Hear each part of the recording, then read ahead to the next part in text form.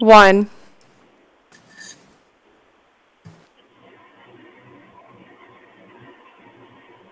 Thank you so much, Danielle. Welcome to the February meeting of Tampa Historic Streetcar. I will call the meeting to order.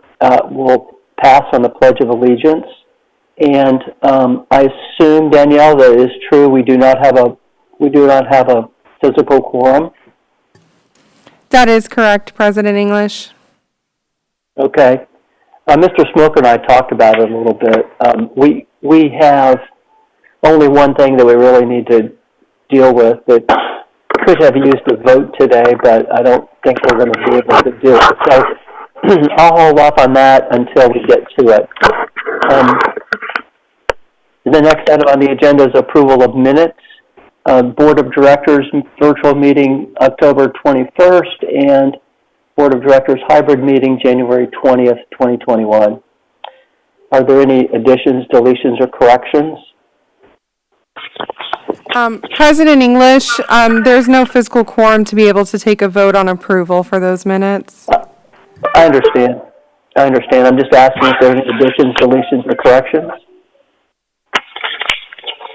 Hearing none, we'll hold those minutes for approval to a later meeting. I understand there is no one registered to provide public input. Is that correct? That is correct, President English. Thank you. Let's move to the Streetcar System Performance Report. Mr. Allen. Good afternoon. Brian Allen, Director of Streetcar. For January, our ridership was 51,427. That compares to 97,718 last year, before the pandemic. We provided 11 hours of extra service in January. That was for a charter and for the NFL experience that was going on along the Riverwalk the last weekend in January. We had 4 crossing accidents in January. On the 2nd, we had one at Florida Avenue. On the 23rd, we had one at Adamo when 430 struck a car making a U-turn. On the 27th, 434 had a car turn into it at Channel Side and Beneficial. And then on the 31st, we had car 36 had a strike from a Toyota Avalon that turned into the path of the 436. I'd also like the board to know that early at 1:35 a.m. on February 7th, we had a streetcar 430 hit 436. It put one person to the hospital with back pain. I will have more information on this at the next meeting, but I wanted the board to be aware of it. On-time performance for January was 99.85%, and we had 2.25 missed trips for the month. That was caused by 1.5 trips due to mechanical issues and 3/4 of a trip due to the accident on the 27th. Does anyone have any questions for me?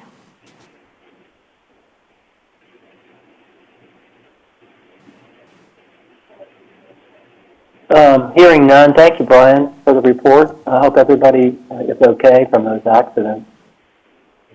Let's move to our action item, Resolution R 2021-0301. I know we can't do this today, but we're going to go ahead and have the discussion. It's ratifying the inclusion of the THS contract with Vector Media. That's old, we did that last month, so I think we need to move over it and keep it on the agenda for when we have a quorum, unless anyone has any further questions about it.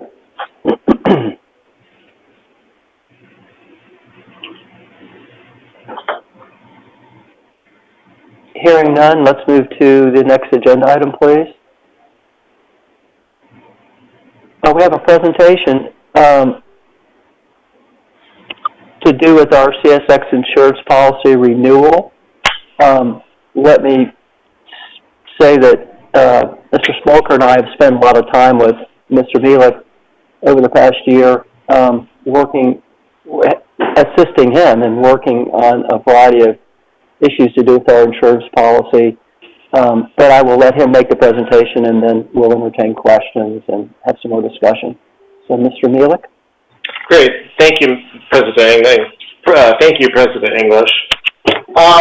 In front of you, you should have a packet, which is the physical insurance renewal. And then also, I've enclosed just kind of a short summary, just so you can kind of really see what the proposal entails. As Michael has said, I tend to go off into insurance land, and everyone gets really confused. So I'll try to keep it as short and sweet as possible. But as we know, due to the tri-party agreement, and we are essentially, bound with HART, Tampa Historic Streetcar, and CSX. Back 23 years ago, in order to cross CSX's tracks, they originally demanded $500 million. That was obviously unacceptable. I was still in college, so I had no idea about it. But there was then a second addendum that lowered the threshold to $100 million. Still pretty obscene from an insurance risk manager's perspective. So one of the things that we've really been working on, and I've spoken to Michael and Dave over the past few years, is how can we reduce these limits of liability? And it occurred to me after last year's renewal, which our costs went up quite dramatically, it occurred to me that we are about to hit a hard insurance market. And what that really means is a hard insurance market is when there's been staggering losses across all perils of coverage, basically wildfires, hurricanes, floods, airplane crashes, just anything you can think of. And so that has really has had a really detrimental cause in the insurance markets. Now let's take a look exactly. Danielle, if you wouldn't mind putting up this proposal.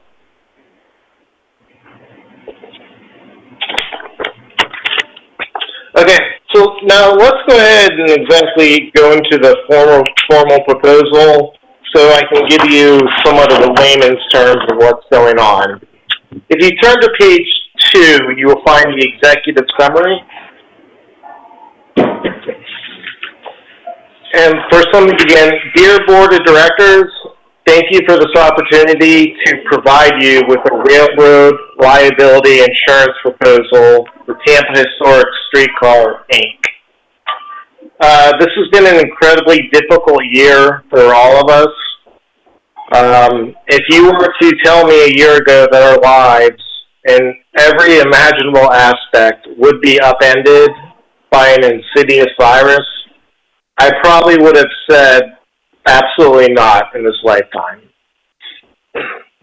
Just to be clear, my assistant made me change that original verbiage. But and that's really the case, is that if you were to tell me this a year ago, this was going to happen, I would have said, no way. With that said, on behalf of my firm, we wish to extend our hope and our prayers that you, your families, and loved ones are safe and will continue to be safe. Now let's discuss this year's insurance renewal. As I said just prior, a couple of years ago, the railroad liability insurance market began to drastically change. Now, what does drastically change mean? Well, let me give you an example. 3 years ago, we had about 32, 33, 34 primary insurance carriers that would write railroad liability insurance coverage. And that's 33 carriers. That's really darn good. Starting last year, that came down to about 10. So essentially within 1 year, the carriers that were willing to write this specific niche type of coverage virtually evaporated. We are now down to 8 carriers, excluding the Lloyd's markets, which Lloyd's, them and their syndicates are the insurance carriers of last resort. And it's just caused absolute chaos in the insurance marketplace. In light of what else has been going on, just the railroad liability markets in this niche, and to have so little capacity to write coverage has really forced the premiums up on everyone. Again, I started to see this last year, and I remember walking out of the meeting, and I said, you know what, we are going to find a solution to CSX. I don't care, but we're going to do it at any cost. And that is essentially how we were able to, I was able to start just having open dialogue with the CSX risk manager. But just in layman's terms, I want you all to imagine that you're at a Thanksgiving dinner with your large family, say you have 20 family members. Also have great turkey and cranberries and all that good stuff. And then at the very end, pie is served. You figure with a family, a 20-member family, there's probably going to be a few pies. Except this year, there is only one pie. And all 20 of you want that piece of pie. That right there sums up what is going on in the rail insurance marketplace. Is you have a finite, and I say severe finite amount of capacity right currently in the marketplace. And, the big guys, the Union Pacifics, the CSXs, the BASs, the Southern Railways, they're the ones who are eating up all the capacity because A, they have the financial resources to do it, but B, they can pay these ridiculous premiums. We don't have that option. We're THS. And so how this all began is when I saw that CSX's costs went up roughly about 400%, I started having dialogue with their risk manager. And it became a very nice, open dialogue. And over the course of a few months, I went up there a few times. We had just good conversations.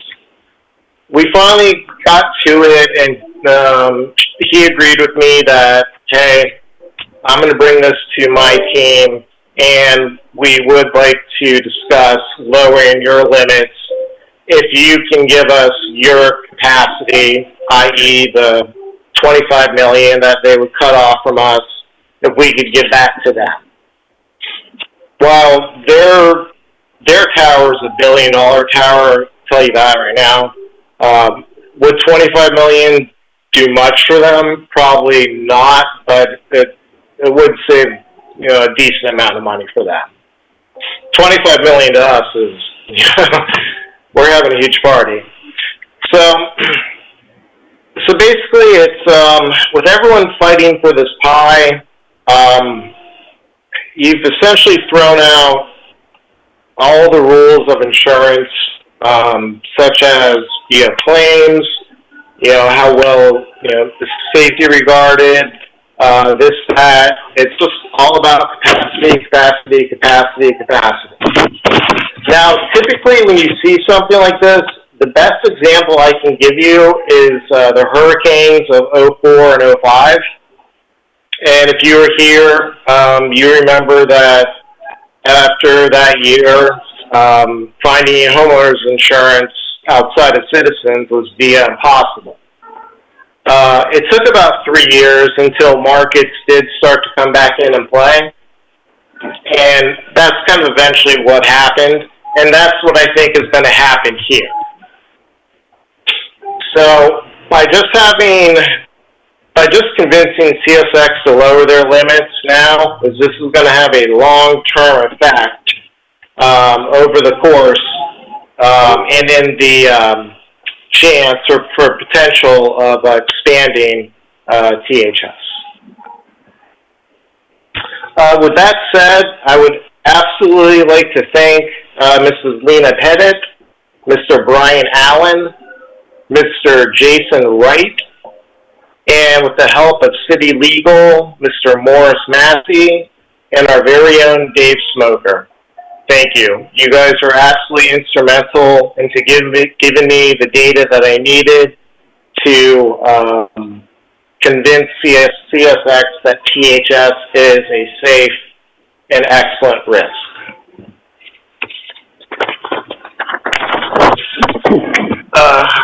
Once again, we're incredibly pleased. After 22 years of fighting them, they've agreed to lower the limits of liability to $75 million. We cannot emphasize the significance this has for premium savings. We're talking about hundreds of thousands of dollars just this year. Over the next few years, it's going to be a lot more. This is a huge win for THS, for Hart, and for the City of Tampa. On behalf of GCM Insurance and Risk Management, LLC, thank you again for this opportunity to serve you. The headwinds we faced this year were incredible, but in the end, we were able to accomplish a significant premium savings, and even more importantly, have convinced our friends at CSX to lower the limits of liability. If you have any questions, please don't hesitate to ask. Thank you, Grant. I'm sure there are questions. Anyone? Please. Yes, Abby. Thanks, Grant. First, I just wanted to say thank you for all your hard work and diligence here. You and the team at Hart have done an excellent job. Michael English yourself as well. Last year was a little scary. Great to see these numbers come down. And Grant, you and I had a conversation offline as well to talk about some other avenues that you have ideas for bringing this down in the future. So well done. We appreciate your continued efforts. My question was specific to if they, in future years, if we do an extension, can they charge us more? Require us to have higher premiums and higher thresholds? Right now, there's so many things up in the air. Like, the case is still stuck in court. There could potentially need to be another referendum. But as far as the game plan moving forward, we would hope that there is not. We would have that issue. Okay, wonderful. Thank you, Grant. Thank you, Abby. Mr. Smoker, do you have anything you want to add to Grant's presentation? Just a couple of points, so that the board is aware of how this played out. Grant, through frankly heroic efforts, in my opinion, was able to convince CSX that our track record, no pun intended, was a good one, and that the premise that we needed $100 million in coverage was really not appropriate anymore.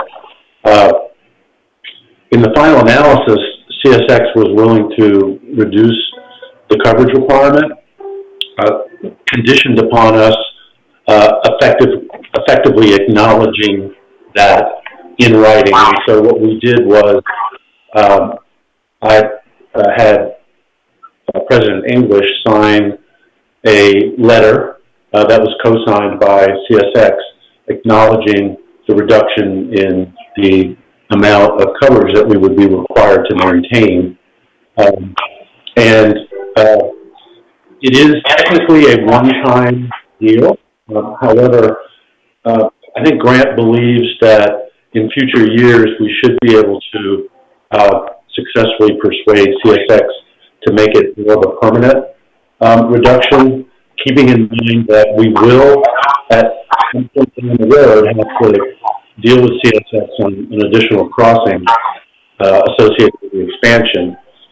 And my understanding is CSX is kind of aware of that fact, and so they were a bit cautious about how much and how long they were willing to commit to the reduction. But the bottom line is, thanks to Grant's efforts and also the efforts of city staff, I think the city's going to save, $190,000 this year in premiums that they would otherwise have had to have paid. So, again, I'd like to thank Grant for his creativity and his hard work in accomplishing this. And I think at the very least, it's a good step forward with CSX.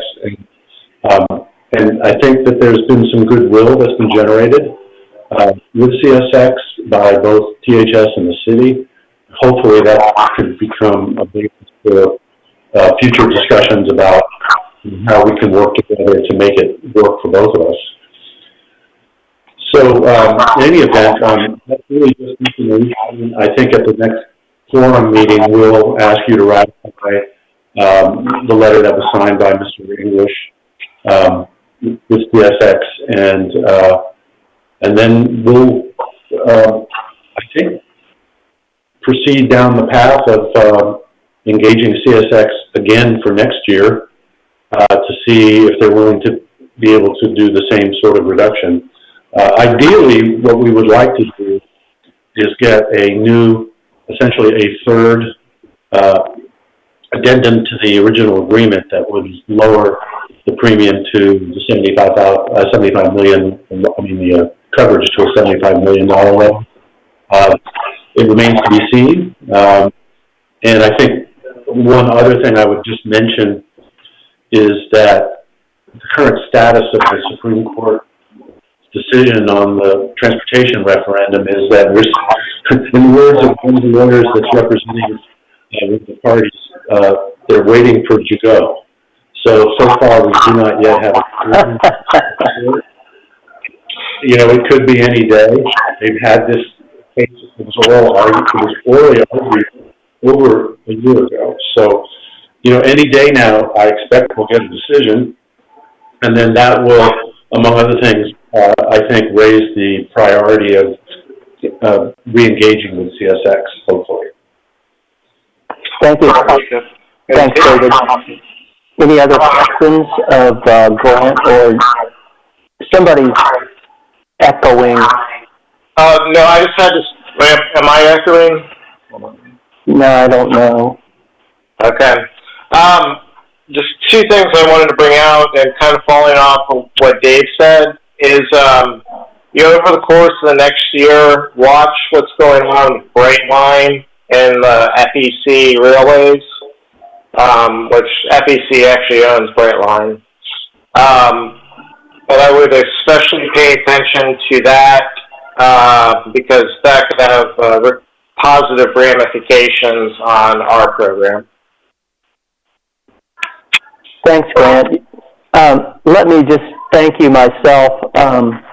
Earlier in the year, you pretty doggedly got our insurance carriers to rebate fees, which resulted in a pretty serious return of a large part of those premiums. And I want to be sure people remember that you did that.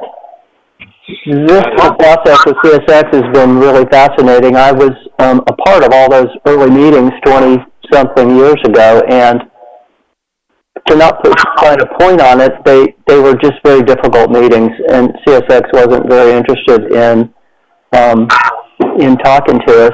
They thought we were, I don't know what they thought, but it was a very expensive and difficult process, and so to have kind of reopened a dialogue with them in a positive way is, it can't be anything but good. I also want to thank all the Heart and City folks that chipped in on this thing, because it took a lot of conversations and cooperation, and it all had to happen pretty quickly, and both David and Grant tried to be really careful that nothing blew up. So I'm really pleased. I wish it had been the $50 million Grant was after. But maybe that's next year, and as he said, we'll really have to see how life unfolds for us and for Brightline and for CSX, and hopefully we can do as well, if not better, next year. So I want to thank you all for that. Just one last thing, and I need to do it due to the revision in state law, if you wouldn't mind. In lieu of currently our total premiums are $588,544,000, which is about a savings of $184,529. This year, the state legislature made a mandate that since I waived my commission, the retail insurance agents commissions, that the board of directors has to approve my requested fee of $50,000. And so that is the last thing that I have. Abby? Thank you, Grant. And I think it should also be noted that, Grant, in my research, your requested fee of $50,000 is less than the going rate, so I appreciate that discount that you're offering to the THS board. And I would motion that we approve that fee when we have a motion. We don't have a quorum, David. We don't have a quorum. Can this be authorized by? Can this group let me authorize that and then have it ratified by the board at our next meeting? So, allow me to check, sure, but I think I'm fairly confident it's within the scope of your duties. We don't have, and technically these kinds of decisions have to be made at a public meeting with a quorum, and because the no quorum executive order expired, I think, at the end of November.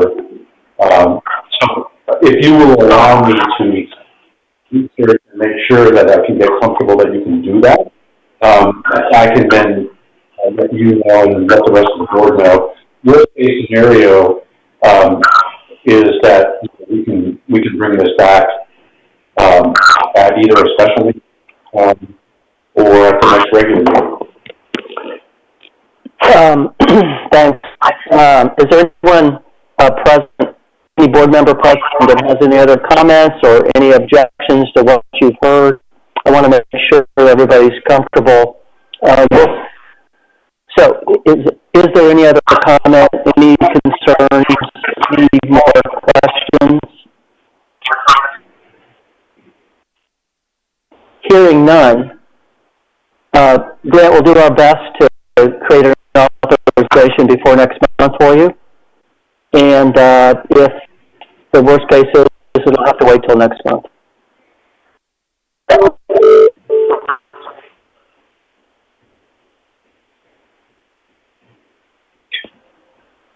See, you're nodding yes. I understand. Thank you, Abby. Thank you, Mike. So we'll do our best. The next item on our agenda is, thank you, Grant. Great. Thank you, guys. Very much. Legal and legislative reports. Is there anything else on your report, Mr. Smoker? Thank you, sir.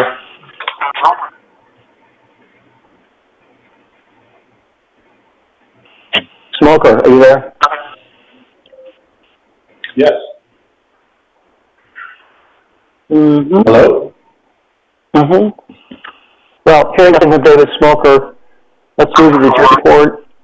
Other than the fact that I'm disappointed that we've had 2 months in a row without a physical quorum, but I'm a part of that problem, so I'm not really complaining. I would just really hope that we can find a way to do this with a quorum in the near future. Michael, you're breaking up.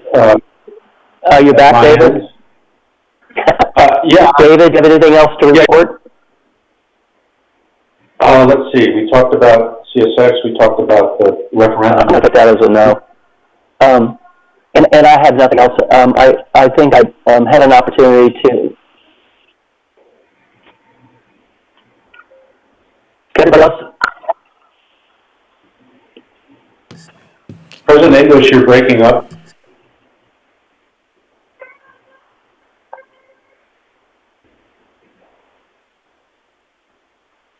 David, I can't hear you. All the others can. Oh, can you hear me now? Can you hear me now? So are you, David.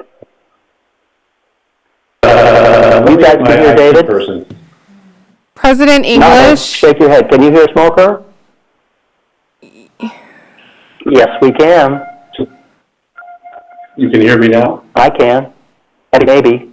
Oh. I was having trouble hearing you, There's a Michael. significant delay for sure. Can you all hear me? There's a substantial Yeah. delay. Yes. President So that would English. conclude my report. Okay. Yeah, this is kind of a mess. I don't know what's wrong with it. President English, could you try turning off your video? It could be an issue with bandwidth. So,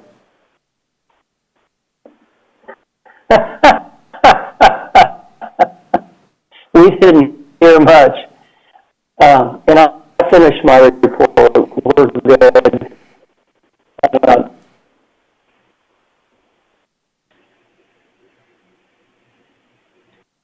Yeah, who knows? Let's move to the Chief Executive Officer's report. Ms. LeGrand. Hello again, and thank you for the opportunity to present today. Just wanted to give you a quick update, and I have Brian here with me, so he'll jump in as well. So you may be aware that the streetcar, next slide please, Danielle, the streetcar 428 was sent off for a midlife overhaul, and it returned to us on February 15th, which was this past Monday. So we thought it'd be pretty cool to show you guys some photos of the streetcar coming back to our barn and showing you what it looked like on a tractor trailer after it cut it off of the rail line as it was brought back into the city. So this image here is just showing you the vehicle arriving. I will say, you know, you have in me a streetcar enthusiast, so I'm pretty excited and stoked on these photos, but if you guys think this is over the top, you can say something and we'll make sure that I don't take up your time this way again. But I did think these are pretty cool to show. Here are some photos of the controls inside of the streetcar. Again, these are some of the items that were replaced and repaired during this midlife overhaul. The next image is showing you the interior of the streetcar. It looks pretty snazzy, if you ask me. Looks really good. You guys are aware that the seats flip backwards, so you can use it again on the other direction. Everything works really well. And then our next picture is our next slide rather, is just providing you with some of the ridership information for the Super Bowl week. But I'll have Brian talk about that. If we just go back one last slide. You know, what we wanted to also share with you is now that the vehicle is back, the team is working on doing the safety tests, going through the standard checklist, as well as installing some of the HART-specific software and technology like our automated passenger counting tools, as well as our GPS on those vehicles. And then once we are ready to put the vehicle back in operating service, we're going to have a media blitz where we will showcase that this vehicle is coming back in service. On this past Friday, we did do a social media release to announce that it was back. And then we're also planning on, again, this media blitz when it goes into revenue service. So just wanted to share that with you. And I'll pause for a second before we go into the Super Bowl ridership numbers to see if there are any questions or comments or, anything you guys might want to talk about here. Okay, hearing none, I will then go to the next slide. And these are Super Bowl week ridership numbers. And I'm going to turn it back over to Brian so he can walk you through these. Yes, we had good ridership for the week, the whole week, because the weekend before they started the NFL experience. You can see, and you can tell, like on Tuesday, the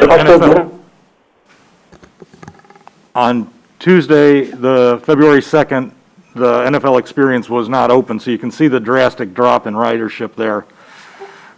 If you compare the whole week to the 2 previous weeks in January for the same day, our ridership increase for this week for the Super Bowl worked out to be about 7,500 riders.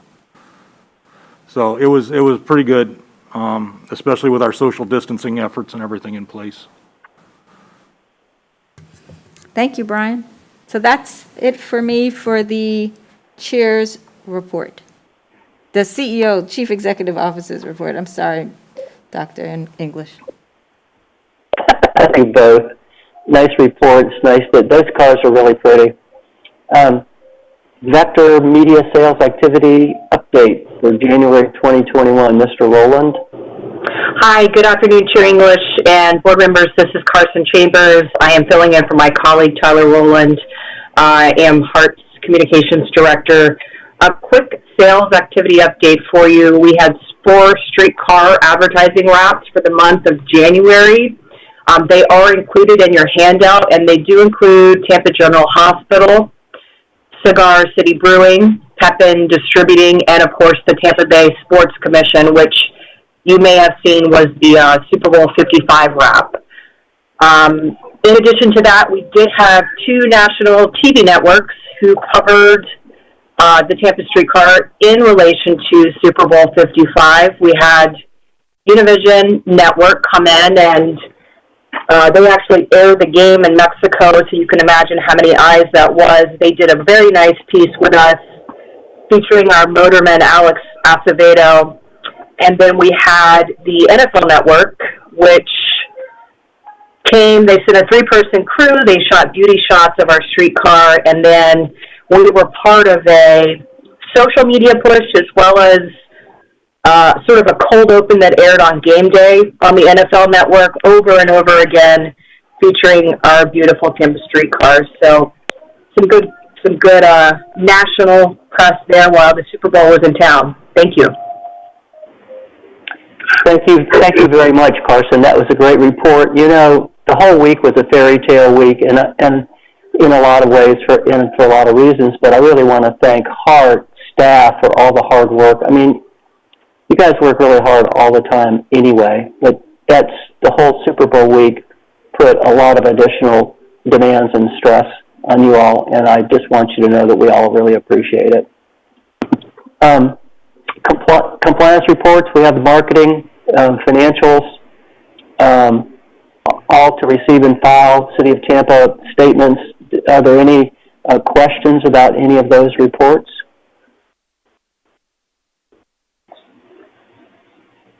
Hearing none,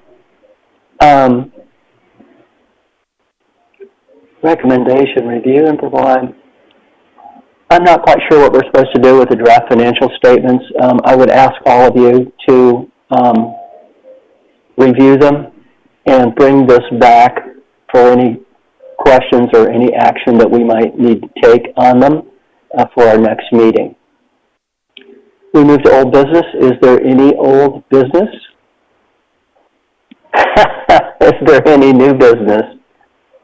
Well, thank you. It was a little bit of a funky meeting, but thank you all for being here, and thank Hart for putting it on, and thank you, Grant, for all your help. You've really been a great partner for Hart and the City of Tampa, NCSX. Thank you, Ez. It's been an honor to serve you. Mm-hmm. So I don't need a motion for adjournment, so I will just declare this meeting adjourned. Thank you all very much, and we'll look forward to seeing you all next week. Thank you all. Bye-bye.